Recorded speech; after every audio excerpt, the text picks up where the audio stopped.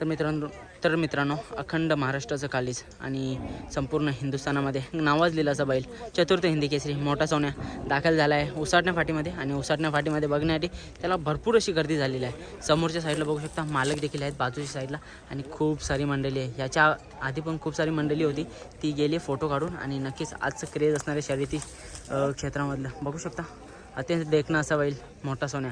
आणि असं जरी शांत बसलेला असेल तरी पण अड्ड्यामध्ये आपण नेहमी बघतो की किती ॲक्टिव्ह असतो आपला सोन्या. आणि मित्रांनो आता याच्या शांततेवर जाणं कधीच चुकीचं ठरेल, कारण का थोडं जरी जवळ गेलो ना तरी लगेच अंगावर येतो.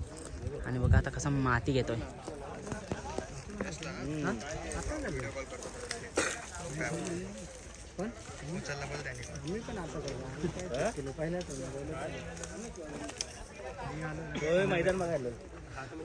मित्रांनो बघा एवढं वय होऊन सुद्धा किती अग्रेसिव्हपणा दाखवतो मैदानामध्ये.